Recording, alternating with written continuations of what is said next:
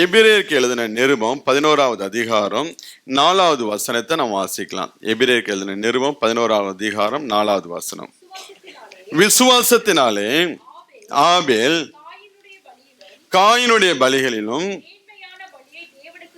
மேன்மையான பலியை தேவனுக்கு செலுத்தினான். அதனாலே நீதிமான் என்று சாட்சி பெற்றான். அவனுடைய காணிக்கைகளை குறித்து தேவனே சாட்சி கொடுத்தார். அவன் மரித்தும் இன்னும் பேசுகிறான். ஒரு விஷயம் கண்களை முடி இந்த வார்த்தைக்காக நாம் ஜெபிக்கலாம்.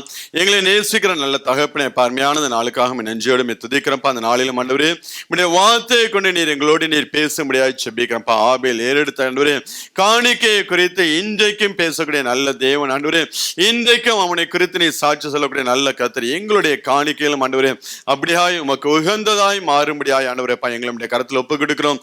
ஒவ்வொரு பிள்ளைகளையும் கர்த்தனை ஆசீர்வதிக்க முடியாது ஜெபிக்கிறப்பா. எல்லா தடைகளை மாற்றிப்படுங்க. இயேசு கிறிஸ்துவின் நாமத்தினால் கேட்டு ஜெபிக்கிறோம் எங்கள் ஜீவனில் நல்ல பிதாவே, ஆமீன். மீண்டும் அந்த வசனத்தை வாசிக்கலாம். விசுவாசத்தினாலே ஆபேல் காயினுடைய பலியிலும் மேன்மையான பலியை தேவனுக்கு செலுத்தினான். அதனாலே நீதிமான் என்று சாட்சி பெற்றான். அவனுடைய காணிக்கைகளை குறித்து தேவனே சாட்சி கொடுத்தார். மரித்தும் இன்னும் பேசுகிறான் என்று சொல்லி இந்த எபிரேயருக்கு ஆக்கியன் இந்த விசுவாச பட்டியலை எழுதும் போது இந்த 11ஆம் அதிகாரத்துல விசுவாசத்தை குறித்து எழுதப்படுகிற ஒவ்வொரு மனிதனுடைய விசுவாசம் எப்படியாக இருந்தது என்று சொல்லி அந்த விசுவாசத்தை குறித்து அவர் பட்டியலிட்டு எழுதுகிறார். இப்ப எழுதும் போது அந்த விசுவாச பட்டியல முதலாவது ஆபேலை கொண்டு நிறுத்துகிறார். ஆபேலை நிறுத்தி அவன் ஏறெடுத்த காணிக்கையை குறித்து தேவனே சாட்சி கொடுக்கிறார். அதாவது விசுவாசத்தினால தேவனிடத்திலிருந்து பெற்றுக்கொண்டேன் என்று சொல்லி, தேவனிடத்திலிருந்து ஆசீர்வாதத்தை பெற்றுக்கொண்டேன் என்று சொல்லி அவனை குறித்து ஆண்டவர் சாட்சி கொடுக்கவில்லை. விசுவாசத்தினால தேவனுக்கு செலுத்தப்பட்ட காணிக்கையை குறித்து இங்க ஆண்டவரே சாட்சி கொடுக்கிறவரா இருக்கிறார். வேதத்துல சில இடங்களை நீங்க பாத்தீங்கன்னா ஆண்டவர் சில மனிதர்களை குறித்து சாட்சி கொடுப்பார். ஆண்டவரே இயேசு கிறிஸ்து இந்த பூமியில இருந்த நாட்கள்ல அந்த ஒரு விதவை ஆண்டவர் தேவாலயத்தில் இருப்ப அந்த விதவை எவ்வளவு பேர் காணிக்கப்படுவாங்க, அவள் சரியா ஒரு 2 காசை மட்டும் காணிக்கப்படுவாள். உடனே ஆண்டவர் சீஷர்களை கூப்பிட்டு அவள் செலுத்தின அந்த காணிக்கையை குறித்து மற்றவர்களிடம் சாட்சியாய் சொல்லுவான். எல்லாரை பார்க்கலாம் இவளை அதிகமாக போட்டாள் என்று, இவளை அதிகமாய் காணிக்கை செலுத்தினாள் என்று சொல்லி அவளை குறித்து ஆண்டவர் சாட்சி சொல்ல நாம் பார்க்க முடிகிறது.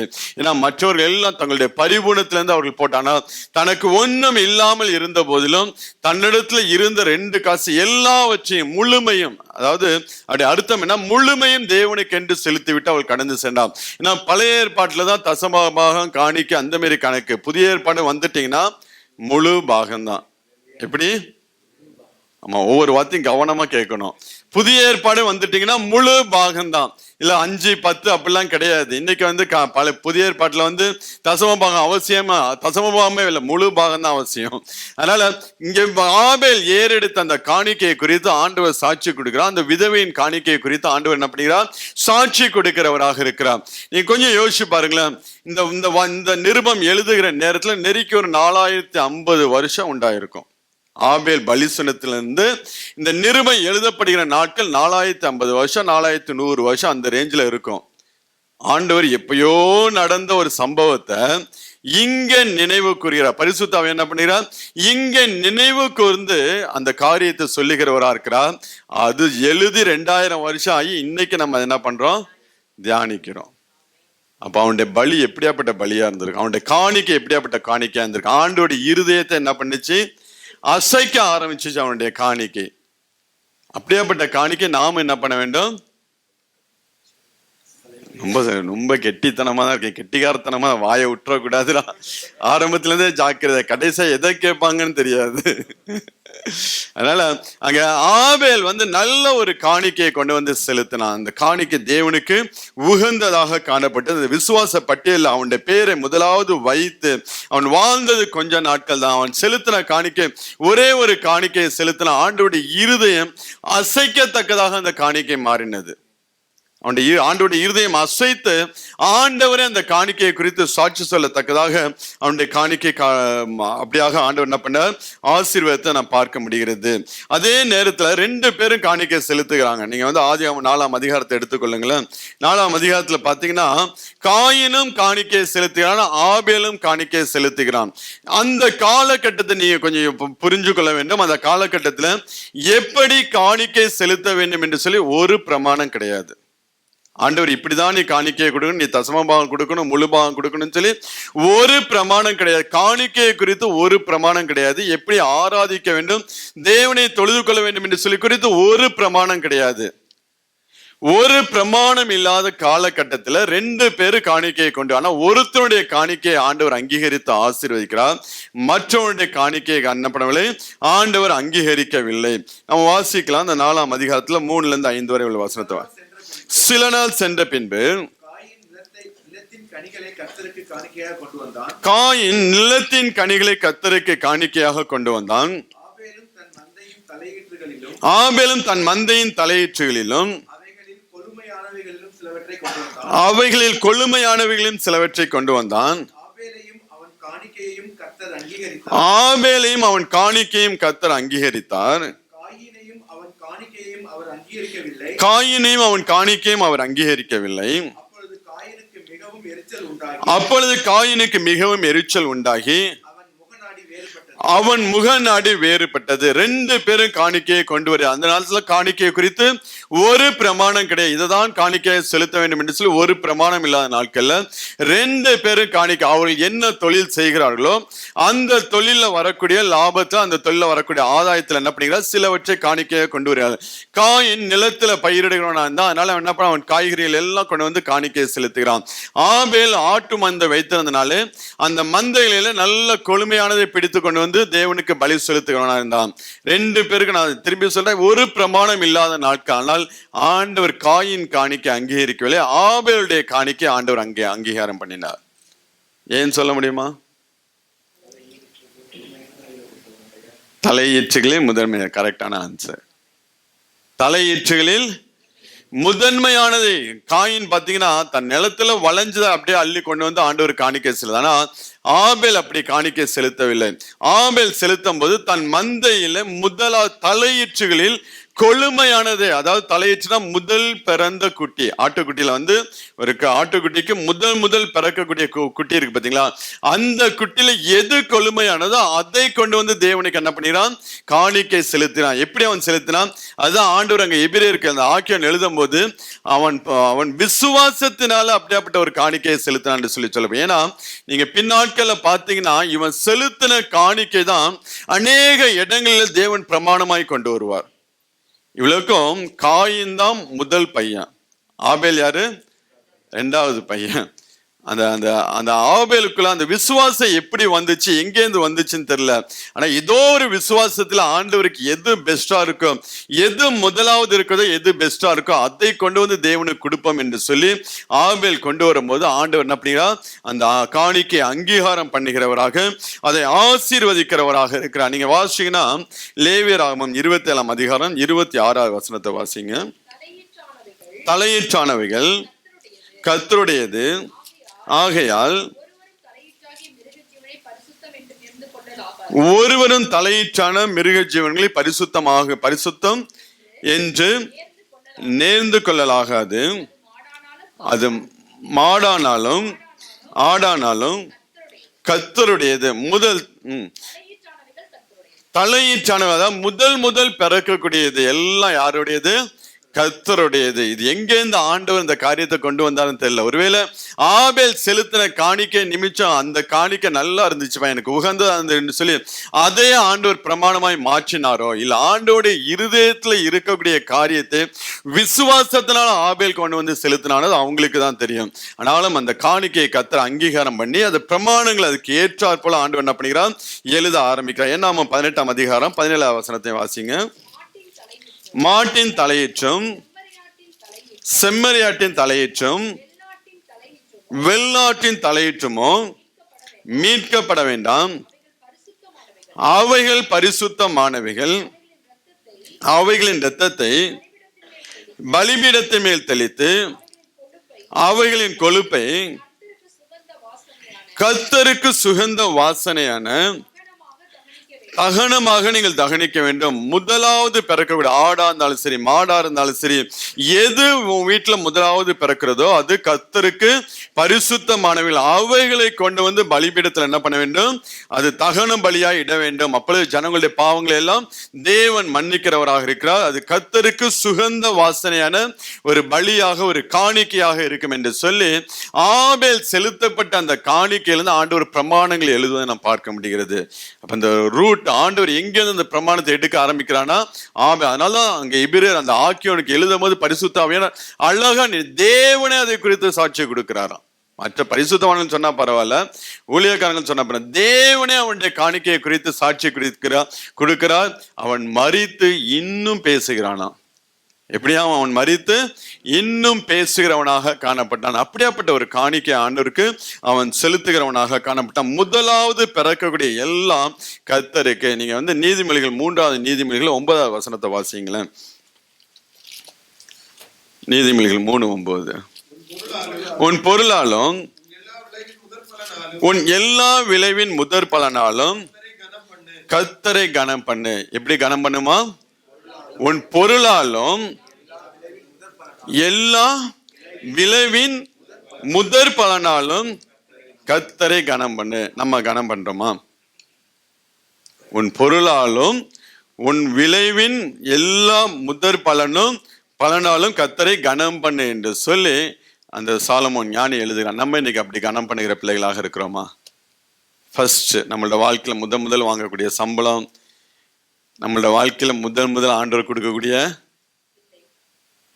சொல்ல மாட்டேங்கிறாங்களே, வர மாட்டேங்குது, ஆண்டவர் நமக்கென்று கொடுக்கிற, நம்ம கற்பம் திறந்து முதலாவது பிறக்கக்கூடிய எல்லாம் யாருடையது? கர்த்தருடையது. அதுல ஒரு காம்ப்ரமைஸ் இல்லை. அதுதான் பிரமாணமும், அதுதான் ஆபேல் செலுத்தின காணிக்கையும். அதுதான் ஆண்டவருக்கு உகந்த காணிக்கையா இருந்துச்சு. அந்த காணிக்கையை குறித்து இன்னைய வரைக்கும் ஆண்டவர் பேசி கொண்டிருக்கிறார். இப்ப நம்ம செலுத்தக்கூடிய காணிக்கையில தேவன் நமக்கு ஆசீர்வதித்து கொடுக்கக்கூடிய எல்லாவற்றிலும் முதற் பலனை நாம் தேவனுக்கு கொடுக்கக்கூடிய பிள்ளைகளாக இருக்கின்றோம். கற்பம் திறந்து நம்மளுடைய குடும்பத்தில் பெறக்கூடிய முதல் பிள்ளையை, அது ஆணா இருந்தாலும் சரி பெண்ணா இருந்தாலும் சரி, அதை நாம் தேவனுக்கு என்று ஒப்புக் கொடுக்கிற பிள்ளைகளாக இருக்க வேண்டும். முடியுமா?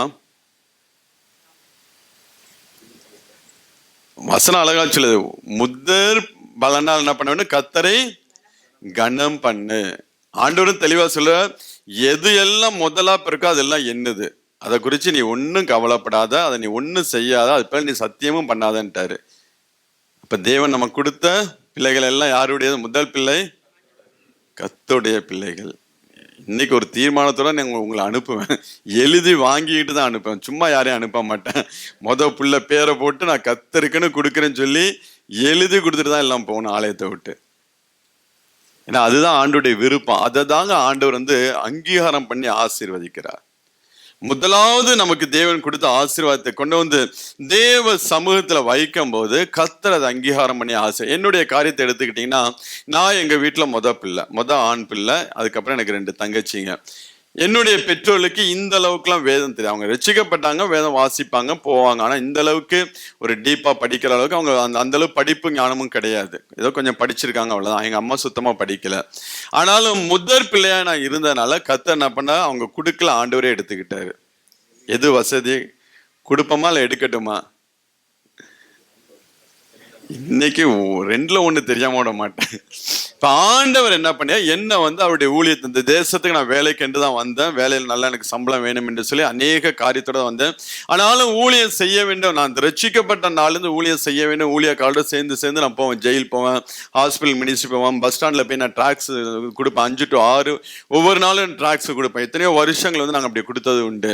இப்ப தேவனுடைய ஊழியத்தை செய்வது இந்த தேசத்துல கொண்டு வந்து வைத்து என்னை கொஞ்சம் கொஞ்சமா அந்த ஊழியத்துல உருவாக்க ஆரம்பிச்சா. கொஞ்சம் கொஞ்சமா உருவாக்கி இன்னைக்கு அவருடைய ஊழியத்தை செய்யும்படியாக எங்க குடும்பத்துல எங்களுடைய பெற்றோர், என்னுடைய பெற்றோருக்கு தேவன் கொடுத்த முதற் பிள்ளை என்ன பண்ணுகிறது? ஆண்டவருடைய ஊழியத்தை செய்கிறது. நான் இன்னைக்கு ஆசீர்வாதமா இருக்கானா இல்ல வீணா போயிருக்கானா? ஆசீர்வாதமா இருக்கானா? லேண்ட் குரூசர் வண்டி இருக்கு, மனைவி இருக்கு, 2 பிள்ளைங்க, பிள்ளை எங்கேயோ படிக்குது. ஆண்டவர் நல்லா என்ன உயர்த்தி வச்சு. ஒரு நாள் நான் என்ன பண்ணல, அப்ப முதற் பலனை ஆண்டவருக்கு கொடுக்கறதுனால நம்ம என்ன எங்கேயாவது வீணா போயிருவோமா? இல்ல நம்மளுடைய பிள்ளைகளோட வாழ்க்கை வீணா போகுமா?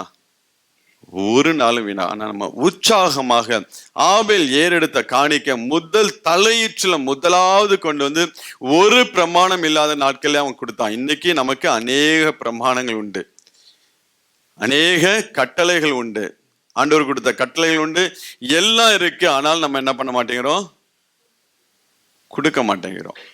ஆனா இன்னைக்கு நம்ம அந்த காணிக்கையா நம்மளுடைய பிள்ளையை கொண்டாந்து தேவ சமூகத்துல வைத்தோம் என்றால் அந்த பிள்ளையை ஆண்டவர் அங்கீகாரம் பண்ணி அந்த பிள்ளையை கர்த்தர் ஆசீர்வதிப்பார். அப்ப எனக்கு பிறந்த 2 பிள்ளைங்களும் அப்படிதான். 2 பிள்ளைங்க நான் தேவனுக்கு ஒப்பு கொடுத்தேன். எங்க இருந்தாலும் அதுங்க மிஷினரி தான். ஆண்டவர் எங்க இருந்தாலும் உங்களோட ஊழியத்தை அவங்க படிச்சு வேலை பார்த்தாலும் சரி, வேலை பார்க்காட்டாலும் சரி, எந்த சூழ்நிலை எந்த தேசத்துல இருந்தாலும் அவங்க உம்முடைய ஊழியக்காரன்.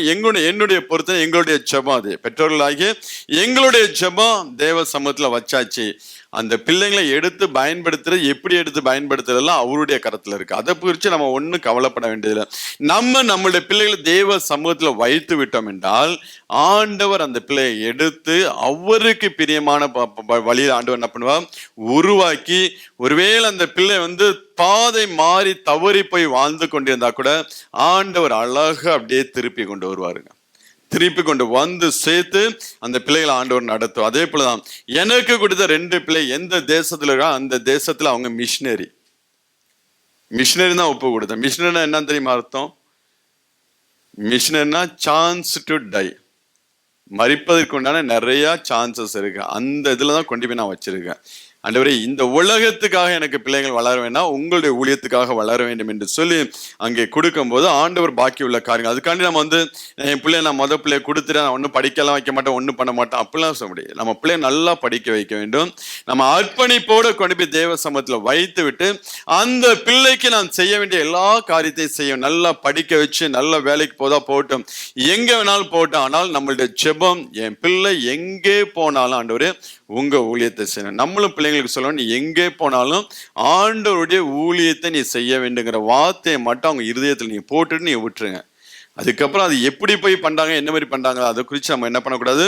ஒரு நாளும் கவலைப்படக்கூடாது. நீங்க சாமுவேலோட வாழ்க்கையை நீங்க பாத்தீங்கன்னா, அன்னாள் குழந்தை இல்லாமல் இருப்பா. குழந்தை இல்லாம அவள் அழுது கொண்டு இருக்கிற நாட்கள்ல தேவ சமூகத்துல போய் ஜெபம் பண்ணுவா. ஒரு பொருத்தனோடு, ஆண்டவரே கர்த்தருக்கென்று ஒரு ஆண் குழந்தை எனக்கு தாங்க, எனக்கு ஒரு ஆண் பிள்ளையை தாரும், அதை நான் உமக்கென்றே தருகிறேன் என்று சொல்லி ஒரு பொருத்தனை பண்ணி ஜெபம் பண்ணும் போது ஆண்டவர் அந்த ஜெபத்தை கேட்டு அவளுடைய கற்பத்தை ஆசீர்வதிப்பார். ஆசீர்வதித்தோன்னா நீங்க வாசிங்கன்னா அந்த 1 சாமுவேல் 1ஆம் அதிகாரம் 27-28 வசனத்தை வாசிங்க.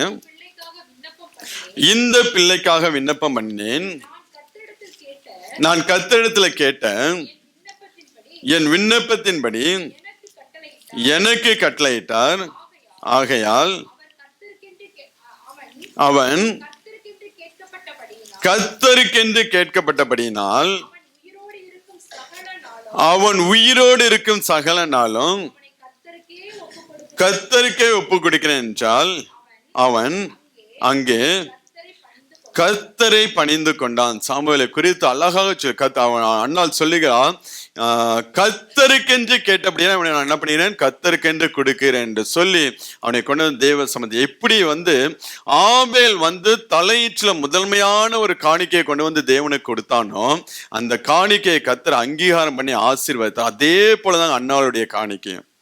சாமுவேலையும் தன் வயிறு எத்தனையோ வருஷங்கள் மலடியா இருந்து ஆசீர்வாதம் இல்லாமல் எவ்வளவு நிந்தனைகள், நெருக்கம், வேதனைகள் எவ்வளவு இருந்துச்சு. அடுத்தது பிள்ளை பிறக்குமா? பெரிய ஒரு கேள்விக்குறி.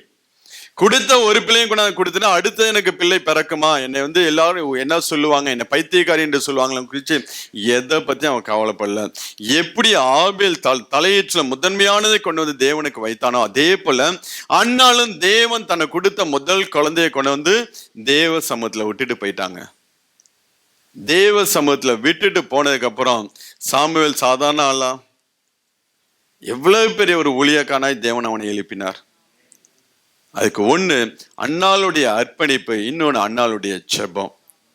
அவள் ஜெபம் தன் வயிற்றுல இருக்கும் போது எல்லாம் கர்த்தருக்கென்று நான் கேட்டேன், கர்த்தர் எனக்கு கொடுத்தார் என்று சொல்லி, அவருக்கென்று நான் உன்னை ஒப்பு கொடுப்பேன் என்று சொல்லி. இன்னும் 2வது அதிகாரத்தை நீங்க வீட்டுல போய் வாசிக்கிட்டீங்கன்னா அவ பாடக்கூடிய பாட்டுல ஒரு 2 வார்த்தையை மட்டும் நம்ம பார்க்கலாம். 2வது வசனத்தை வாசிங்க. கர்த்தரை போல பரிசுத்தம் உள்ளவர் இல்லை, உம்மை அல்லாமல் வேறு ஒருவரும் இல்லை, எங்கள் தேவனை போல ஒரு கண்மலை இல்லை, கர்த்தரை போல பரிசுத்தமர் இல்லை என்று சொல்லி அங்க தேவனை அவள் துதித்து பாடுவதை நான் பார்க்க முடியாது. அதாவது இந்த பரிசுத்தமுள்ள தேவனுக்கு என்னுடைய பிள்ளை ஊழியக்காரன். அவளுடைய ஜெபம் எப்படி இருந்துச்சு? இந்த பரிசுத்தமுள்ள தேவனுக்கு என்னுடைய பிள்ளை ஒரு ஊழியக்காரனாக இருப்பான் என்று சொல்லி தான் வயிற்றுல இருக்கிற நாட்கள் எல்லாம் சொல்லி சொல்லி சொல்லி செபிக்க ஆரம்பித்தாங்க. இன்னும் நீங்க வாசின 7வது வசனத்தை வாசிங்க. கர்த்தர் தரித்திரம் அடைய செய்கிறவரும் ஐஸ்வர்யம் அடைய பண்ணுகிறமா இருக்கிறார், அவர் தாழ்த்துகிறவரும் உயர்த்துகிறவருமானவர். சிறியவனை புழுதிலிருந்து எடுத்து எளியவனை குப்பையிலிருந்து உயர்த்துகிறார், அவர்களை பிரபுக்களோடு உட்காரவும் மகிமையுள்ள சிங்காசனத்தை சுதந்திரிக்கவும் பண்ணுகிறார். பூமியின் அஸ்திபாரங்கள் எல்லாம் கர்த்தருடையவைகள், அவரே அவைகள் மேல் பூச்சக்கரத்தை வைத்தார். இது அவள் பாடக்கூடிய பாட்டாக காணப்பட்டாலும் அந்த குழந்தை வயிற்றுல இருந்த நாட்கள் இது அவளுடைய ஜெபமாக இருந்துச்சுங்க. அந்த அர்ப்பணிப்பு அந்த ஜெபத்தோட கொண்டு வந்து மகனை அங்க தேவ சமூகத்துல விடும்போது ஒரு வல்லமையான ஒரு ஊழியக்காரன். ஏன்னா அந்த நாட்கள் நீங்க பாத்தீங்கன்னா ஒண்ணு ஆசாரியனா அவன் ஆசாரிய வேலையை மட்டும்தான் செய்வான், தீர்க்க தரிசனம் மட்டும்தான் சொல்லுவான், நியாயாதிபதியோட முடிஞ்சிச்சு. ஆனால் இவனுக்குள்ள எல்லா அபிஷேகம் 4 விதமான காரியம் சாமுவேலுக்குள்ள இருந்துச்சு. ஒன்னு அவன் தீர்க்க தரிசியா இருந்தான், ஆசாரியா இருந்தான், நியாயாதிபதியா இருந்தான், ராஜாக்களை அபிஷேகம் பண்ணக்கூடிய ஒரு ஊழியக்காரனா இருந்தான். இது எல்லாம் எங்கேருந்து வந்துச்சு? அன்னாளுடைய அர்ப்பணிப்பு. தன் தலையீச்சில முதன்மையானதை கொண்டு வந்து தேவ சமூகத்துல வைக்கும் போது கர்த்தர் எப்படி ஆபேலுடைய காணிக்கை அங்கீகாரம் பண்ணினார், அதே போல அன்னாளுடைய காணிக்கை அங்கீகாரம் பண்ணி சாமுவேலை ஒரு விலை உயர்ந்த ஒரு பாத்திரமாக எடுத்து நிறுத்தினாருங்க. யாருக்கும் கிடைக்காத ஒரு பாக்கியம். வேதத்துல வந்து சாமுவேலுக்கு கிடைச்ச ஒரு பாக்கியம் வேற மற்ற ஊழியக்காரர்களுக்கு இல்லாத ஒரு பாக்கியத்தை சாமுவேல் ராஜாக்களே அவளுடைய ஜெபம் எப்படி இருந்துச்சு? என் பிள்ளை அவர் குப்பையிலிருந்து உயர்த்தி பிரபுக்களோட உட்கார பண்ணுவாருன்னு சொல்லி அவர் ஜெபம் பண்ண. ஆனா ஆண்டவர் அது இல்ல, உன் பிள்ளைய வச்சா நான் ராஜாக்களே அபிஷேகம் பண்ண போறேன்னு சொல்லி ஆண்டவர் உயர்த்தினார்.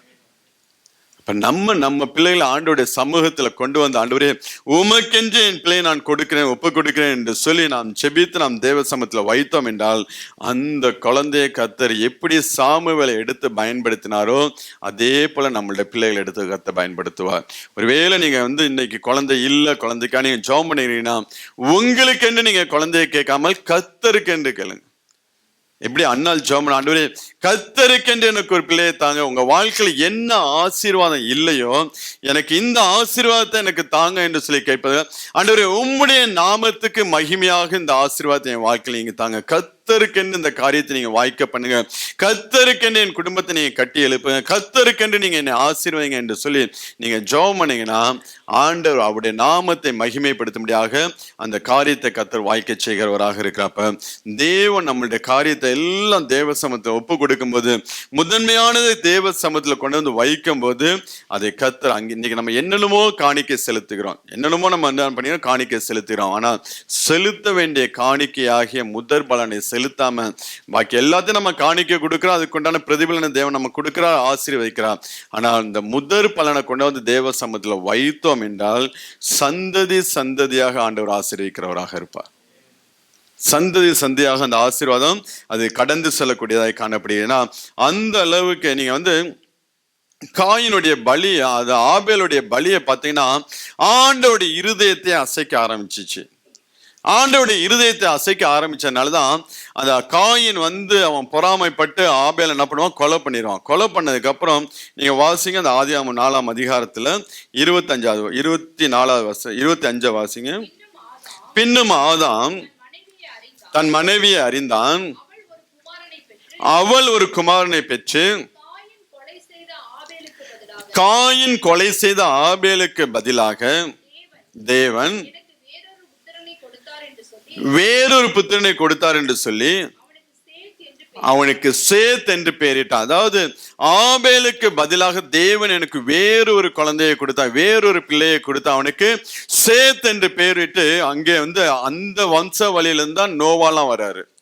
அதாவது 2 பேர், ஆதாமுக்கு வந்து 2 பேர், காயின் ஆபேல். ஆபேல் வந்து அவன் வந்து கொலை செய்யப்படுகிறான். காயின் உயிரோட இருக்கான். ஆனாலும் நீங்க இந்த அதிகாரத்தை வாசிக்கும் போது காயினுடைய சாப்டர் முடிஞ்சிடும். நீங்க வந்து வாசிங்கன்னா நீங்க 17 முடிஞ்சிடும், அவனுடைய சாப்டர் முடிஞ்சிடும். இந்த அதிகாரத்தோட காயினுடைய சந்ததி அதோட முடிஞ்சிருங்க. அதாவது அவங்க இருந்திருப்பாங்க, ஆனா வேதத்தை அவங்க லிஸ்ட் வராது. அதுக்கப்புறம் சேத்துல இருந்து தான் அந்த வம்சவழி திருப்பி ஆண்டவர் என்ன பண்ணுவார், அதுல இருந்து தான் மெத்துசலா வருவார், நோவா வருவார், ஆபிரகாம் வந்து அப்படியா இந்த சந்ததி மீண்டும் இந்த பூமியை பூமியை நிரப்பினதை நாம் பார்க்க முடிகிறது. இப்ப எந்த ஒரு மனுஷன் உற்சாக பலி இடுகிறானோ அவனிடத்துல கர்த்தர் பிரியமா இருக்கிறாருங்க. அந்த பிரியத்தை ஆண்டவர் மாற்றவே மாட்டார். காயின் ஒரே ஒரு பலி செலுத்தினான், ஒரே ஒரு காணிக்கையை கொண்டு வந்து தேவ சமூகத்துல வைத்த அந்த உற்சாகமாய் செலுத்தப்பட்ட பலியை ஆண்டவர் என்ன பண்ணினார், பிரியமாய் நோக்கி பார்த்தனா. ஆபேலுடைய பலியை தேவன் பிரியமாய் நோக்கி பார்த்தனா, அவனை கொண்டு போட்டாலும் அவனுக்கு பதிலாக அதே அபிஷேகத்தோட அவனுக்கு சேர்த்துங்கிற ஒரு பிள்ளையை கொடுத்து அதன் மூலம் அந்த சந்ததி ஆண்டவர் ஆசீர்வதிச்சு திருப்பி இந்த பூமியை நிரப்பினதை நாம் பார்க்க முடியாது. அப்ப நீங்களும் ஆண்டவருக்கு அப்படியாப்பட்ட காணிக்கைகளை கொடுக்கிற பிள்ளைகளாக இருந்தீங்க, உங்களை யாராலையும் வீழ்த்த முடியாது. அதுதான் அவனுக்கு ஒருவேளை அவன் ஆபேல் மரித்து போனால் கூட ஆண்டவர் அவனுடைய ஸ்பிரிட், சரீரம் தான் வேற, ஆத்மா யாருது, கர்த்தருடையது. அந்த அபிஷேகம் யாரு, தேவன் கொடுக்கிறார். ஆபேலுக்குள்ள என்ன அபிஷேகம் இருந்துச்சோ அதே அபிஷேகத்தை என்ன பண்ணிக்கிறார், சேத்துக்குள்ள வைக்கிறார். சேத்து வந்து ஏனோஸ்னு ஒரு பிள்ளையை பெற்றெடுப்பான். அவன் பிறந்ததுக்கு அப்புறம் பூமியில கர்த்தரை தொழுது கொள்ள ஆரம்பித்தார்கள் என்று சொல்லி வேதவசனம் இருக்கும். சேத்துக்கும் ஒரு குமாரன் பிறந்தான், ஏனோஸ் என்று பேர். அப்பொழுது மனுஷர் கர்த்தருடைய நாமத்தை, ஆபேல் என்ன தேவனுக்கு பிரியமான ஒரு காணிக்கையை செலுத்தினானோ, இதுக்கப்புறம் பாருங்க சேத்தை கொடுத்து பூமியில என்ன பண்ணுகிறார், ஆண்டவரை ஆராதிக்க முடியாக, தொழுது கொள்ள முடியாக காரியங்கள் ஆண்டவர் தொடங்குகிறவராக இருக்கு. அப்ப நம்ம தேவனுக்கு உகந்த காணிக்கை நாம் கொடுக்க ஆரம்பித்தோம் என்றால், விசேஷமாய் தேவன் நமக்கு கொடுத்திருக்கிற பிள்ளைகள முதற் குழந்தைய ஆண்டவரே உம்முடைய ஊழியத்துக்கு என்று நான் தருகிறேன் என்று சொல்லி நாம் கொடுத்தோம் என்றால் ஆண்டவர் அதை கனம் பண்ணுகிறவராக, ஆண்டவர் என்ன பண்ணுகிறார், ஆசீர்வதிக்கிறவராக இருக்கிறார். நீங்க வாசிங்கன்னா யோவான் எழுதின சுவிசேஷம் 12ஆம் அதிகாரம் 26ஆவது வசனத்தை வாசிங்க. ஒருவன் எனக்கு ஊழியம் செய்கிறவனானால் என்னை பின்பற்ற கடவன். நான் எங்கே இருக்கிறேனோ அங்கே என் ஊழியக்காரனும் இருப்பான். ஒருவன் எனக்கு ஊழியம் செய்தால் அவனை பிதாவானவர் கனம் பண்ண. அப்ப ஒரு மனுஷன், ஒரு ஊழியக்காரனா பிதாவுடைய கனத்துக்குரிய பாத்திரவான்களாய் அவர்கள் மாற்றப்படுகிறார். ஒருவன் எனக்கு ஊழியம் செய்த அவனை பிதாவானவர் கனம் பண்ணுவார் என்று சொல்லி. இப்ப நீங்க உங்க பிள்ளையை கொடுத்தீங்கன்னா அவங்க பிதாவுடைய கனத்துக்குரிய பாத்திரவான்களாய் அவர்களே தேவன் மாற்றுவார். அதனால ஆண்டவர் சொல்லும் போது நீங்க 14ஆம் அதிகாரத்துல 12ஆவது வசனத்தை வாசிங்க. யோவான் 14:12. மெய்யாகவே மெய்யாகவே நான் உங்களுக்கு சொல்லுகிறேன், நான் என் பிதாவினிடத்திற்கு போகிறபடினால் என்னை விசுவாசிக்கிறவன் நான் செய்கிற கிரியைகளை தானும் செய்வான். இவைகளை பார்க்கலாம் பெரிய கிரியைகளையும் செய்யும். ஆண்டவரே சொல்லிட்டு போறார், என்னை விசுவாசிக்கிறவன், எனக்கு ஊழியம் செய்கிறவன் நான் செய்தது மாத்திரம் கிடையாது, என்னை காட்டிலும் பெரிய காரியங்களை செய்வார்கள் என்று சொல்லி ஆண்டவர் அந்த கணத்தை ஊழியக்காரர்களுக்கு கொடுப்பதை நாம் பார்க்க முடியும். தேவ பிள்ளைகளுக்கு கொடுப்பதை நாம் பார்க்க முடிகிறது. அதுதான் அதுதான் ஆண்டவருடைய அங்கீகாரம் பண்ணி ஆண்டவர் ஆசீர்வதிக்கக்கூடியது, கனப்படுத்தக்கூடிய ஒரு காரியங்கள். இன்னும் நீங்க வந்து மார்க் 3ஆம் அதிகாரம் 13-15 வரை வாசிங்களேன். பின்பு அவர் ஒரு மலையின் மேல் ஏறி தமக்கு சித்தமானவர்களை தம்மிடத்துல வரவழைத்தார். அவர்கள் அவரிடத்திற்கு வந்தார்கள். அப்பொழுது அவர் 12 பேரை தெரிந்து கொண்டு அவர்கள் தம்மோடு கூட இருக்கவும் பிரசங்கம் பண்ணும்படியாக தாம் அவர்களை அனுப்பவும் வியாதிகளை குணமாக்கி பிசாசுகளை துரத்தும்படி அவர்கள் அதிகாரமுடையவர்களாக இருக்கவும் அவர்களை ஏற்படுத்தினார். இதை குறித்து நம்ம ஏற்கனவே வந்து தியானம் பண்ணியிருக்கிறோம். அதனால மீண்டும் ஆண்டவர் இங்க சொல்லக்கூடிய காரியம் அந்த 13ஆம் வசனத்தில் ஆண்டவர் சொல்கிறார், மலையின் மேல் ஏறி தமக்கு சித்தமானவர்களை தம்மிடத்துல வரவழைத்தார். யாருக்கு சித்தமானவர்களாம்? தமக்கு சித்தமானவர்கள். யாரெல்லாம் அவருக்கு சித்தமானவர்கள்?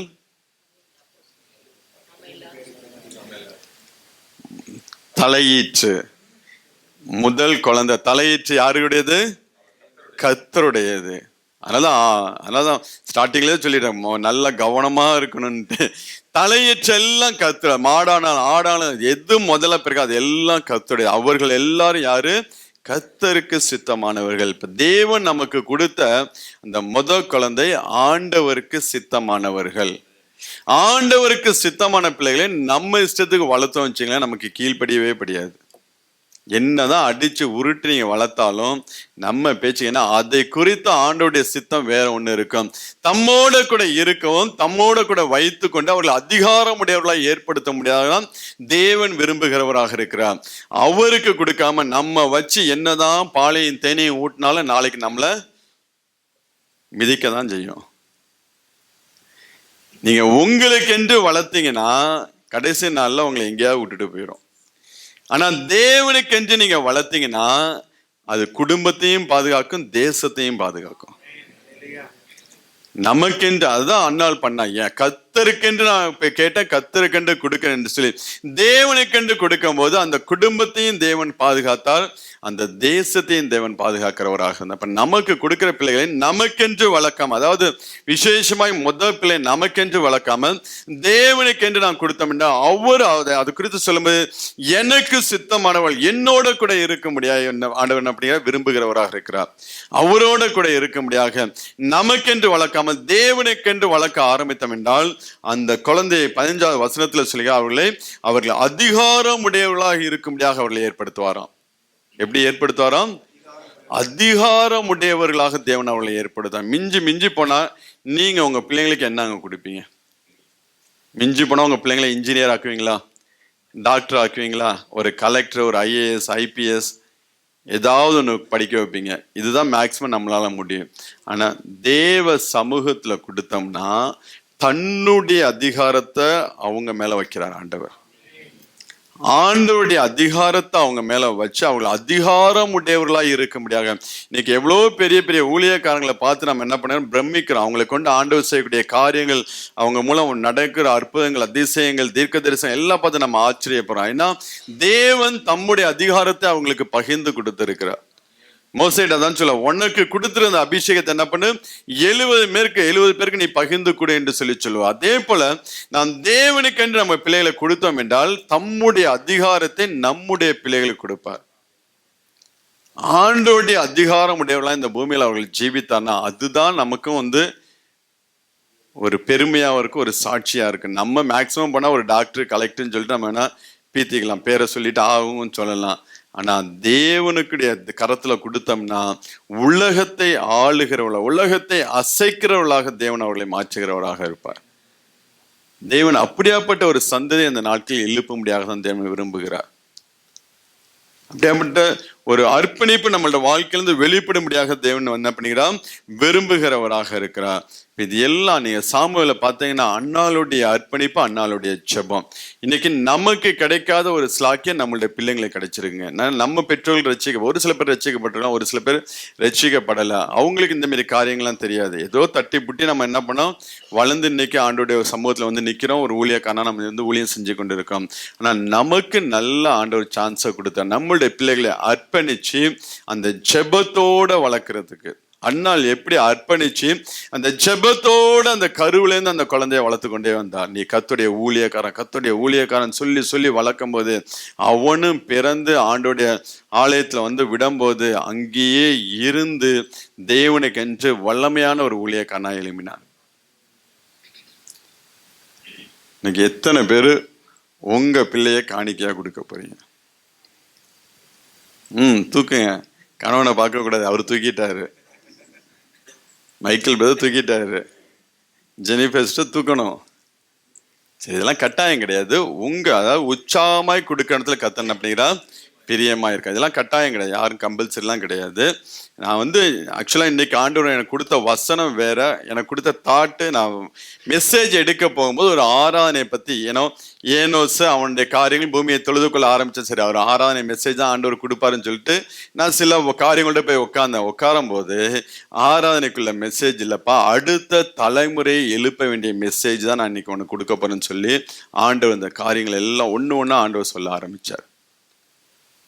ஒண்ணு ஒண்ணா சொல்லி இதை நீ ஜனங்களுக்கு பொறுமையா புரியுற மாதிரி எடுத்து சொல்லி அவங்கள அடுத்த தலைமுறை தேவனுடைய ஊழியத்தை, ஏன்னா இன்னைக்கு அறுவடைய மிகுதி ஆட்களோ கொஞ்சம் என்று சொல்லி ஆண்டவர் அங்கலாய்க்கிறார். இன்னைக்கு ஊழியத்துக்கு வரக்கூடிய அந்த ரேஷியோ பார்த்தீங்கன்னா ரொம்ப கம்மி. அர்ப்பணிப்போடு இன்னைக்கு ஊழியத்துக்கு என்று வரக்கூடிய பிள்ளைகள் மிக மிக குறைவு.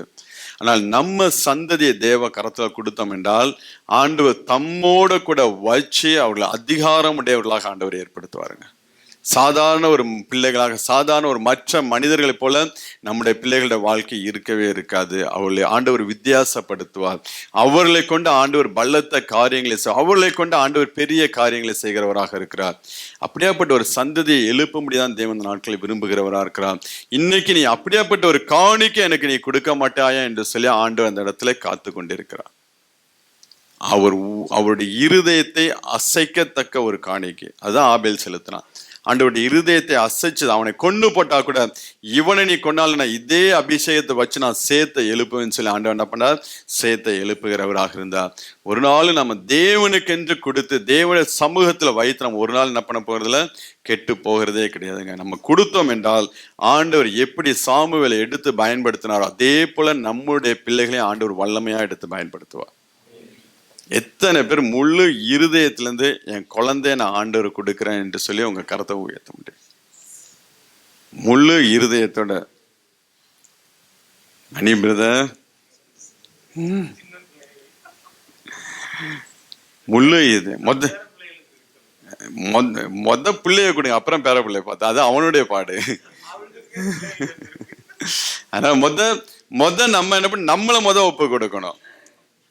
நம்மளை ஃபர்ஸ்ட் என்ன பண்ண, தேவ சமூகத்தை ஆண்டவரே இருக்கிற இடத்துல என்னால முடிஞ்ச ஊழியத்தை நான் செய்யறேன்னு சொல்லி நம்மளை தேவ சமூகத்துல ஒப்பு கொடுத்து நம்மளுடைய பிள்ளைகளை ஒப்பு கொடுக்க. நம்மள்ட நாட்கள் ஒரு மாதிரி ஓடிடுச்சு. நம்மளுடைய நாட்கள் கொஞ்ச நாட்கள் இருக்கும்.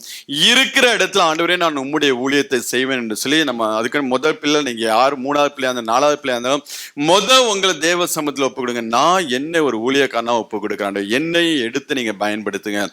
என்னுடைய பிள்ளைகள் என்னுடைய சந்ததியை எடுத்து நீங்க பயன்படுத்துங்க. முதல் பிள்ளைகள் எல்லாவற்றையும் உமக்கென்று நான் ஒப்பு கொடுக்கிறேன். அந்த ஆண் பிள்ளைய பெண் பிள்ளை எதுவா இருந்தாலும் உமக்கென்று நான் ஒப்பு கொடுக்கிறேன்னு சொல்லி ஒப்பு கொடுத்தீங்கன்னா அந்த பிள்ளைகளை ஆண்டவர் அதிகாரம் உடையவர்களாக ஆண்டவர் ஏற்படுத்துவார்.